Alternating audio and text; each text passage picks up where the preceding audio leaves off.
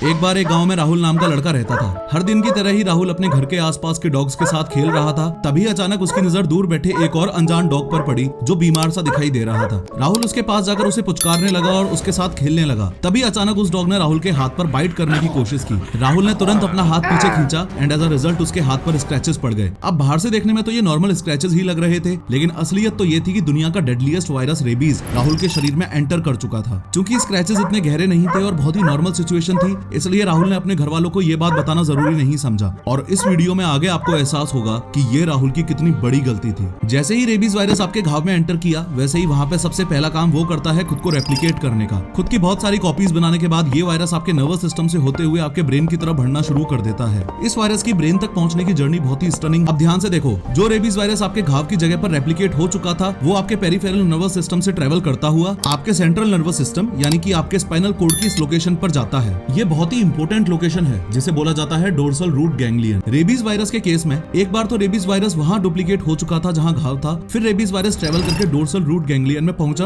और वहां भी अपनी करोड़ों कॉपीज बना लेता है। जैसे ही rabies virus dorsal root ganglion में इनफ मात्रा में अपने आप को डुप्लीकेट कर लेता है, फिर वो अपना सफर शुरू कर देता है ब्रेन की तरफ। ब्रेन में पहुंचकर पूरे ब्रेन को इन्फेक्ट कर देता है और ब्रेन को हाईजैक करके नर्व्स के थ्रू अदर टिश्यूज पर अटैक कर देता है, जैसे आईज, किडनीज और salivary glands. Rabies deadliest disease तो है, लेकिन इसका कोई सॉल्यूशन तो होगा ना? हाँ है, सॉल्यूशन है। और ध्यान से सुनो कि आप खुद को रेबीज से बचाने के लिए क्या कर सकते हो। जिन लोगों के पास पेट डॉग्स हैं, सबसे पहले तो उनको इंश्योर करना चाहिए उनके डॉग्स प्रॉपर्ली वैक्सीनेटेड हैं। कभी भी अगर आप अपनी गली के डॉग्स को फीड करते हो तो सेफ डिस्टेंस से फीड करना है कि साबुन से उस घाव को कम से कम 15 मिनट के लिए रगड़ रगड़ के धोते रहना है। इमीडिएटली डॉक्टर को विजिट करना है और वो पांचों के पांचों इंजेक्शन लगवाने हैं। एक बात अच्छे से समझ लो कि इंजेक्शन लगवाना ही रेबीज का सबसे बड़ा इकलौता इलाज है।